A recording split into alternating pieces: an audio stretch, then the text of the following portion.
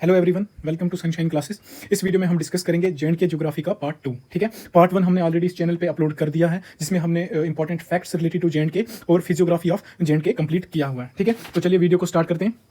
अब हमारा next topic है hydro electric power projects in J and K. ठीक है, सबसे पहले आपको पता होना चाहिए कि हाइड्रो इलेक्ट्रिसिटी क्या होती है। ठीक है, तो ऐसी इलेक्ट्रिसिटी जो हम जनरेट करते हैं यूजिंग वाटर, उसको हम बोलते हैं हाइड्रो इलेक्ट्रिसिटी। ठीक है, और जो हमारी हाइड्रो इलेक्ट्रिसिटी जब हम जनरेट करते हैं, वहाँ पे क्या होता है, जो काइनेटिक एनर्जी है हमारे रिवर की, ठीक है ना, उसको हम किस में कन्वर्ट करते हैं, इलेक्ट्रिकल एनर्जी में। ठीक है, और ये जो हाइड्रो इलेक्ट्रिसिटी ये हमारी क्या है, रिन्यूएबल सोर्स ऑफ एनर्जी है। ठीक है, अब जो हमारा जेएंड के है उसमें कितना है, 20,000 मेगावाट हाइड्रो इलेक्ट्रिसिटी जनरेट करने का पोटेंशियल है। ठीक है, उसमें से हमने ऑनली कितना परसेंट एक्सप्लॉइट किया हुआ है, 20%। ठीक है, ये जो भी नोट्स मैंने बनाए हुए हैं ना, तो आपने एक एक लाइन इसकी याद रखनी, क्योंकि एज इट इज स्टेटमेंट में आपको मतलब क्वेश्चन आएगा, स्टेटमेंट टाइप ऐसा, जैसे ये है ना, इस टाइप के स्टेटमेंट। ठीक है, इस टाइप के स्टेटमेंट बन सकते हैं, तो आपने एक एक लाइन को अच्छे से पढ़ के जाना है। ठीक है, तो मैंने आपको बताया कि जो जेएंड के है उसने ओनली 20% एक्सप्लॉइट किया हुआ है अपने हाइड्रो पावर पोटेंशियल का। ठीक है, ऐसा क्यों है, क्योंकि हमारा जो यहाँ पे जेएंड के का टेरेन है ये बहुत ही मतलब अच्छा नहीं है। ठीक है ना, डिफिकल्टी आएगी वहाँ पे हमें डैम बनाने के लिए। और आपको पता है इंडस वाटर ट्रीटी है ना, इंडिया ने पाकिस्तान के साथ साइन की थी, तो उसके तहत ये भी प्रेशर डालते रहते थे कि आप जो है हाइड्रो इलेक्ट्रिक पावर प्रोजेक्ट्स नहीं बना सकते। फिर उसके बाद ये भी इंपॉर्टेंट है हमारा, कुछ रिवर्स जो है, मेन रिवर्स हमारे जेएंड के उनके पावर पोटेंशियल के बेसिस पे इनको अरेंज करने के लिए आपसे पूछ सकता है। तो सबसे ज्यादा किसका है पोटेंशियल, चिनाब का है, फिर झेलम का, फिर इंदस का, फिर रावी का। ठीक है, इतने इतने मेगावाट्स का पोटेंशियल है। ठीक है, अब हम बात करते हैं कुछ जो हमारे पावर प्रोजेक्ट्स हैं जेएंड के में उनकी। ठीक है, सबसे पहला आया हमारा बगलीहार हाइड्रो पावर प्रोजेक्ट। ठीक है, ये किस रिवर पे है, देखो आपने क्या क्या याद रखना इसमें, एक तो ये किस रिवर पे है, किस डिस्ट्रिक्ट में है, और इसको इसकी कैपेसिटी कितनी है, और इसको मैनेज कौन करता है। ठीक है, जनरली यही चीजें पूछता है जेकेएसएस भी। ठीक है, तो ये किस रिवर पे है, चिनाब रिवर पे, कौन सी डिस्ट्रिक्ट में है, रामबन। इसकी कंस्ट्रक्शन कब स्टार्ट हुई थी, 1999 में। कैपेसिटी कितनी है इसकी, 900 मेगावाट, और इसको मैनेज कौन करता है, जेकेएसपीडीसीएल, यानी जेएंड के पावर डेवलपमेंट कॉर्पोरेशन। ठीक है, उसके बाद हमारा आया है उरी हाइड्रो इलेक्ट्रिक प्रोजेक्ट। ठीक है, ये एलओसी के बिल्कुल पास में है। ठीक, और ये किस रिवर पे, झेलम रिवर पे, कौन सी डिस्ट्रिक्ट में है, बारामूला। कमीशन कब हुआ, और इसकी कैपेसिटी कितनी है, 480 मेगावाट। ठीक है, और इसको मैनेज कौन करता है, एनएचपीसी, यानी national hydro electric power corporation. ठीक है, नेक्स्ट हमारा एचईपी आया हमारा सलाल हाइड्रो इलेक्ट्रिक प्रोजेक्ट। ये कौन से रिवर पे, ये चिनाब रिवर पे, रियासी डिस्ट्रिक्ट में, 1970 में बना है, और इसकी कैपेसिटी कितनी है, 690 मेगावाट। इसको भी मैनेज कौन करता है, एनएचपीसी। फिर उसके बाद आया हमारा डुलहस्ती, ये कहाँ पे, किश्तवाड़ डिस्ट्रिक्ट में, और चिनाब रिवर पे, और इसकी कैपेसिटी इतनी है। ठीक, उसके बाद हमारा आया रेटल, ये भी चिनाब रिवर पे है, और ये भी किश्तवाड़ में, और इसकी कैपेसिटी कितनी है, 850 मेगावाट। फिर उसके बाद आया पकाल दुल हाइड्रो इलेक्ट्रिक, ये किस रिवर पे, मारुसदार, जो कि ट्रिब्यूटरी हमारी चिनाब रिवर की। ठीक है, और ये किश्तवाड़ डिस्ट्रिक्ट में, और इसकी 1000 मेगावाट जो है कैपेसिटी है। ठीक है, देखो यहाँ से जो जेकेपी कांस्टेबल हुआ था, वहाँ पे ये क्वेश्चन आया हुआ था कि जो Ratle hydro electric power corporation इसको कौन मैनेज करता है, तो सीधा इसका आंसर हो जाता है हमारा एनएचपीसी और जेकेएसपीडीसी। ठीक है, बीएचईएल तो इसकी फुल फॉर्म क्या है, भारत हैवी इलेक्ट्रिकल्स लिमिटेड। ठीक है, तो और बाकी ये दो हैं, आप देख सकते हो। तो इससे मतलब ये क्वेश्चन डालने का मोटिव ये है कि आपको पता चलेगा कि किस टाइप के क्वेश्चंस बनते हैं जेकेएसएसबी में। ठीक है, फिर उसके बाद हमारा नेक्स्ट आया किशनगंगा हाइड्रो इलेक्ट्रिक प्रोजेक्ट। ठीक है, नाम से ही पता चल रहा है किशनगंगा रिवर पे है, और ये बांडीपुरा में है। ठीक है, और किशनगंगा किसकी ट्रिब्यूटरी है, झेलम की, कैपेसिटी इतनी है। उसके बाद सेवा हाइड्रो इलेक्ट्रिक। ठीक है, तो आप ये देख लेना। फिर उसके बाद ये आया चिनेनी आया, ये किस पे है, तावी रिवर पे, गांधरबल सिंध नाला पे है। ठीक है, और ये गांधरबल डिस्ट्रिक्ट में है। ठीक है, अपर सिंध हाइड्रो इलेक्ट्रिक प्रोजेक्ट किस रिवर पे, सिंध नाला पे, ये भी कहाँ पे, गांधरबल में। ठीक है, तो ये सभी आप इनको अच्छे से देख लेना। ठीक है, अब हमारा नेक्स्ट टॉपिक है, आई होप आपको समझ आया होगा ये। ठीक है, अब हमारा नेक्स्ट टॉपिक है weather and climate of Jammu and Kashmir. ठीक है, ये पढ़ने से पहले आपको पता होना चाहिए वेदर क्या होता है, क्लाइमेट क्या होता है, और सीजन क्या होता है। देखो वेदर क्या होता है, मोमेंट्री चेंज। ठीक है, जैसे आप गाना है ना यार, पल भर में कैसे बदलते हैं रिश्ते। ठीक है, यहाँ पे पल भर में रिश्ते नहीं बदलते, यहाँ पे क्या बदलता है, टेम्परेचर बदलेगा, ह्यूमिडिटी बदलेगा। ठीक है, प्रेशर चेंज होगा, रेन यानी प्रेसिपिटेशन होगी। ठीक है, तो यानी ऐसी चीजें जो मोमेंट्री होती हैं। ठीक है, सडन चेंज जो होता है उसको हम वेदर बोलते हैं। ठीक, फिर जो सीजन होता है, सीजन क्या होता है, इसमें भी change in temperature, pressure, humidity वगैरह होता है, लेकिन ये जनरली 3 to 6 मंथ्स के पीरियड से हम डिसाइड करते हैं। ठीक, और जो हमारा क्लाइमेट है, क्लाइमेट क्या होता है, इसमें लॉन्ग पीरियड ऑफ टाइम जो चेंजेस आते हैं हमारे टेम्परेचर में, ह्यूमिडिटी में, उनकी बात करते हैं, और जनरली ये पीरियड होता है मोर देन 30 ईयर्स का। ठीक है, आई होप आपको समझ आया होगा वेदर क्या होता है, मोमेंट्री चेंज। ठीक, सीजन में हम चेंज तो देखते हैं, लेकिन कितने पीरियड ऑफ टाइम को, 3 to 6 मंथ्स, और क्लाइमेट में हम जनरली 30 ईयर्स या उससे ज़्यादा के पीरियड में जो भी चेंजेस आते हैं हमारे ह्यूमिडिटी, प्रेशर वगैरह, ये सब चीज़ें नोट करते हैं। ठीक है, अब यहाँ पे क्या है, जेएंड के इज लोकेटेड इन सब ट्रॉपिकल रीजन। ठीक है,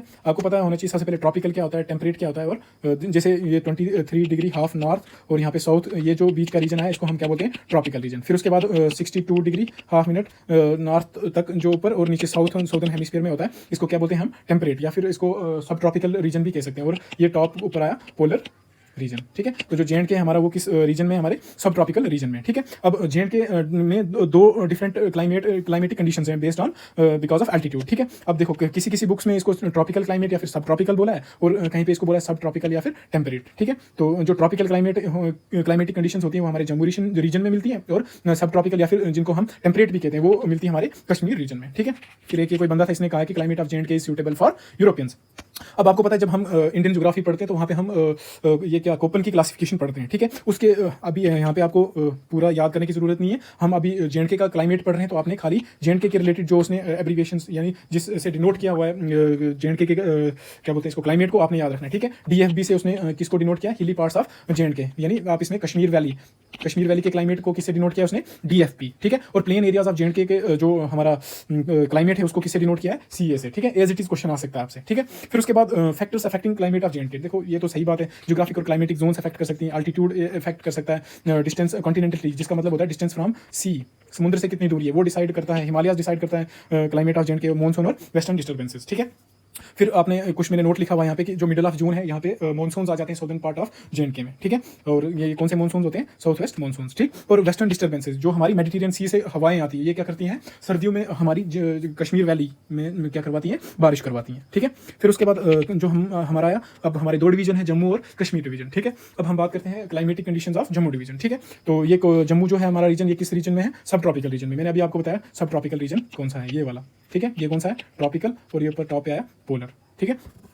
ठीक है, तो जम्मू किस रीजन में, हमारे सब ट्रॉपिकल रीजन में। और इसकी जो क्लाइमेट है इसको कौन इन्फ्लुएंस करता है, पीर पंजाल रेंजेस और शिवालिक हिल्स, ठीक है। फिर उसके बाद जो साउदर्न पार्ट है या फिर हमारे प्लेन्स ऑफ जम्मू रीजन है, वहाँ पे क्या होता है, मॉनसून टाइप ऑफ क्लाइमेट, यानी hot summers and cool winters, ठीक है। और जो माउंटेनियस रीजन है जम्मू का, इसका क्लाइमेट जो है किससे इन्फ्लुएंस होता है, कश्मीर वैली से, ठीक। और जो जम्मू डिवीजन है यहाँ पे 3 सीजन होते हैं, समर, रेनी और विंटर, ठीक है। समर सीजन होता है हमारा मार्च से जून तक, ठीक है। आपने ये बिल्कुल याद रखना है, ठीक। जून यहाँ पे हॉटेस्ट मंथ होता है, लू क्या होता है, ड्राई विंड्स जो चलती है, टेम्परेचर इतना रहता है, एवरेज रेनफॉल इतना रहता है, ठीक। फिर उसके बाद रेनी सीजन आया, इतने इस मिड जून से हमारे मिड सितंबर तक होता है, एवरेज रेनफॉल इतना होता है, ह्यूमिडिटी हाई होती है। मोस्ट इंपॉर्टेंट यहाँ पे रियासी डिस्ट्रिक्ट जो होती है वो क्या करती है, मैक्सिमम रेनफॉल रिसीव करती है 132 सेंटीमीटर, ठीक है।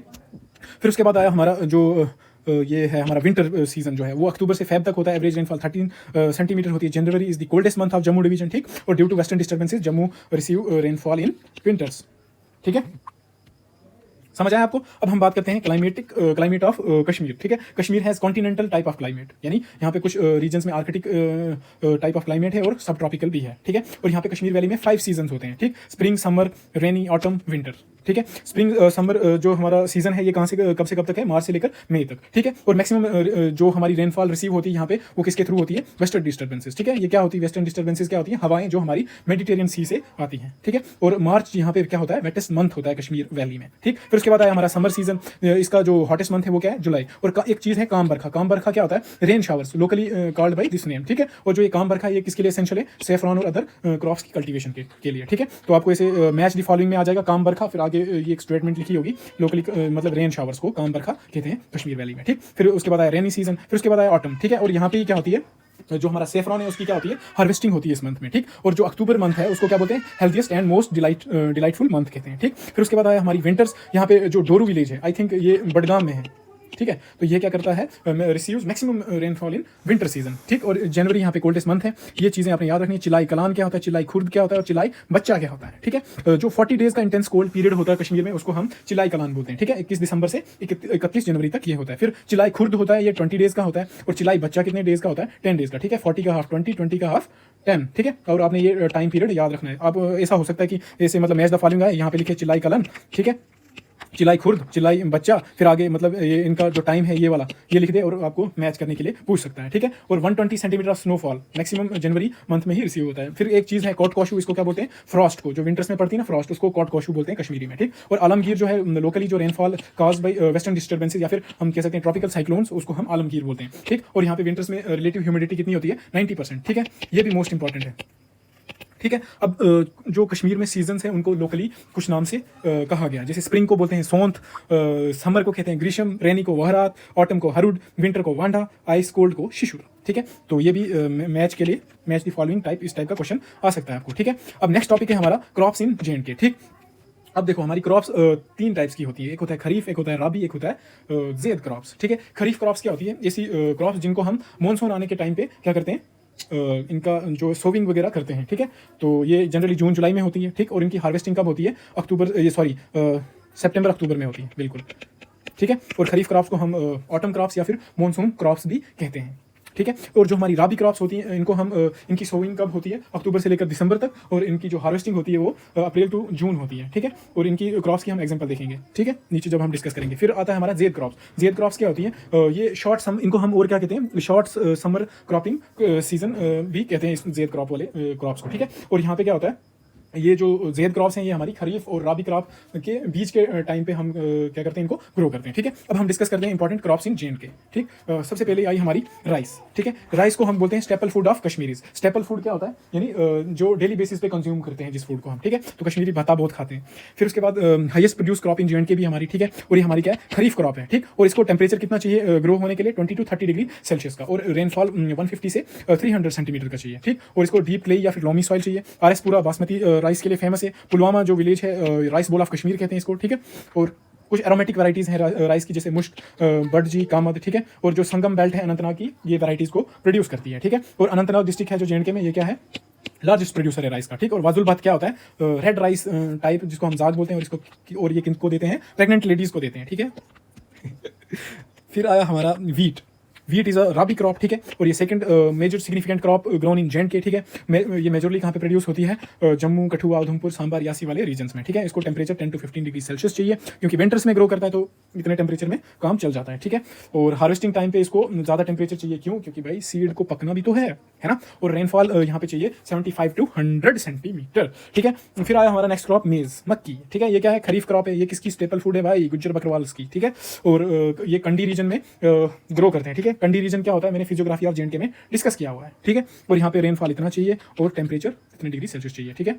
और इसका जो डोडा डिस्ट्रिक्ट है, इसमें 88% जो एरिया है वो मेज कल्टीवेशन के अंडर है, ठीक है। फिर उसके बाद आया हमारा सैफरॉन। सैफरॉन यानी केसर। ये भी क्या है? Kharif crop, most important cash crop भी है, ठीक है। और पेम्पोर इलाके में सबसे ज्यादा बनती है। फिर उसके बाद भद्रवाह और किश्तवाड़ रीजन में भी इसका कल्टीवेशन होता है। इसको जीआई टैग का मिला भाई, 2020 में मिला। इसको टेम्परेचर कितना चाहिए? 23 to 27 डिग्री सेल्सियस, ठीक है। एलुवियल और लेकस्ट्राइन सॉइल में ग्रो करता है, ठीक है। इसको और क्या कहते हैं? कोंग, केसर, ज़ैफरॉन, ठीक है। और पेम्पोर को क्या कहते हैं? Saffron town of Kashmir. ये लेबर इंटेंसिव क्रॉप है, ठीक है। आपको बहुत ही केयर से इसके जो जब हार्वेस्टिंग है उस टाइम पे आपको फ्लावर से बिल्कुल बहुत ही ज़्यादा केयर से इनको हार्वेस्ट करना होता है, ठीक है। और चंदारा विलेज जो पुलवामा में है, known for best quality of saffron, ठीक है। इसका साइंटिफिक नेम क्या है? Crocus sativus. ये जेकेएसएसबी ने बहुत बार पूछा है भाई जी।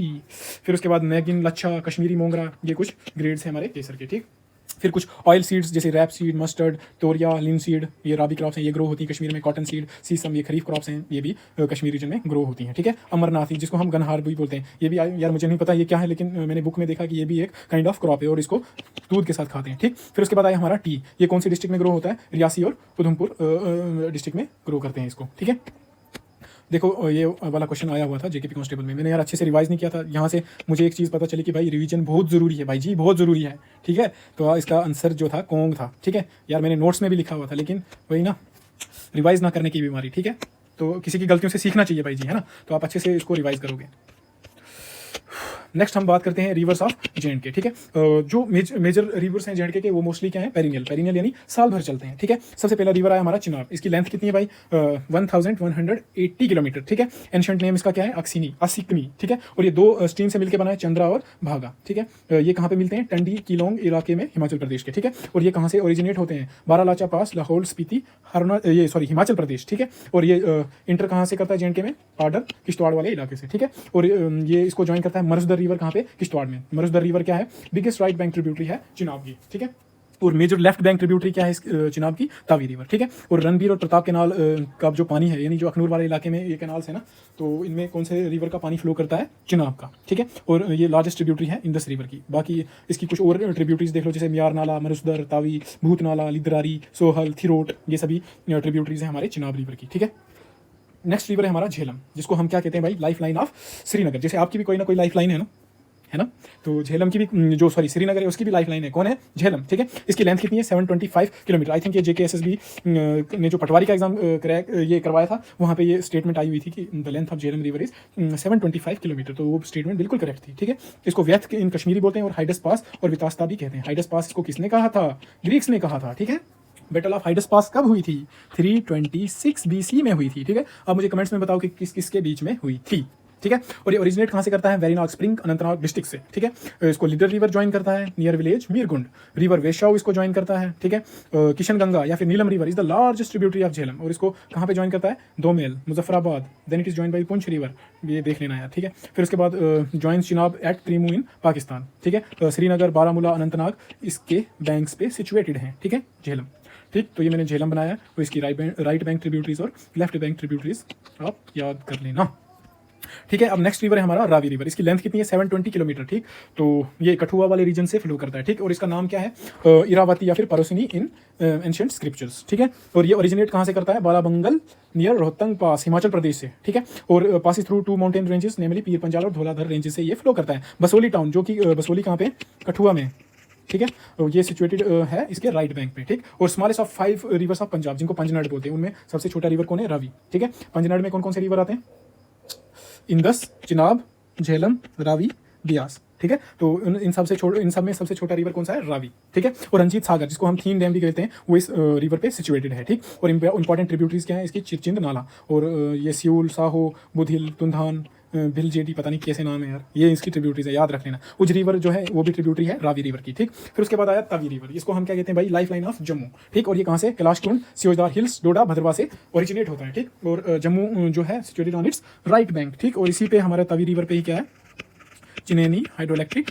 प्रोजेक्ट है, ठीक है। फिर उसके बाद आया उज रिवर, इसकी जो लेंथ है वो कितनी है, 65 किलोमीटर, ठीक। ये भी ट्रिब्यूटरी है किसकी, रावी रिवर की। ये भी कहाँ से ओरिजिनेट होता है, सियोजधार, कैलाश माउंटेन्स नियर भद्रवा हिल्स, नाज और भिंडी नाला इसकी इंपॉर्टेंट ट्रिब्यूटरीज है। फिर उसके बाद आया वेशाव, ये ट्रिब्यूटरी है किसकी, झेलम की, और ये कहाँ से निकलता है, कौसरनाग डिस्ट्रिक्ट कुलगाम से निकलता है। और अहरबल जो वाटरफॉल है, मेजर टूरिस्ट अट्रैक्शन है ये, ठीक है। टूरिस्ट डेस्टिनेशन जब पढ़ेंगे वहाँ पे इसका भी जिक्र होगा, ठीक। और ये यहाँ पे इस रिवर पे है, ठीक है। फिर उसके बाद आया हमारा सिंध रिवर भी हमारी ट्रिब्यूटरी है किसकी, झेलम की, ठीक है। और ये 2 रिवर्स के कन्फ्लुएंस से बनता है, एक जोजिला से आता है और दूसरा दक्षिण परा से आता है, और दोनों कहाँ पे मिलते हैं, बालटाल पे, बालटाल वाले एरिया में, ठीक। और उसके बाद इसका नाम पड़ जाता है सिंध, ठीक। और ये कहाँ से फ्लो करता है, गांधरबल डिस्ट्रिक्ट से, और झेलम को ज्वाइन करता है शादीपुरा नामक स्थान पे, और सोनामर्ग हिल स्टेशन भी इसी रिवर के नज़दीक है, ठीक है। फिर उसके बाद आया हमारा लीडर रिवर, ये ओरिजिनेट होता है कोल्लाहोई ग्लेशियर पहलगाम से, झेलम को नीलगुंड इलाके में ज्वाइन करता है, और ये 73 किलोमीटर लॉन्ग है, ठीक है। फिर उसके बाद आया हमारा किशन गंगा, जिसको हम नीलम रिवर से भी जानते हैं, ठीक। ये कृष्णासर लेक सोनामर्ग से ओरिजिनेट होता है। फिर उसके बाद आया हमारा दूध गंगा, ये ट्रिब्यूटरी है झेलम की, और ये फ्लोज फ्रॉम योसमर्ग, जिसको हम क्या बोलते हैं, मिडो ऑफ जीसस, ठीक है। और उसके बाद लास्ट रिवर आया हमारा पुंछ रिवर, जिसको हम पुंछ तो ही भी कहते हैं, जो कि ट्रिब्यूटरी है किसकी, झेलम की, ठीक है। आई होप आपको समझ आया होगा गाइस, ठीक है। क्या लोगे आप, चाय लोगे, कॉफी लोगे, क्या लोगे चलो आपको गाना सुना देता हूँ, ठीक है। आओगे जब तुम ओ साजना, अंगना फूल खिलेंगे, बरसेगा सावन, बरसेगा सावन, झूम झूम के 2 दिल ऐसे मिलेंगे। Bye bye guys.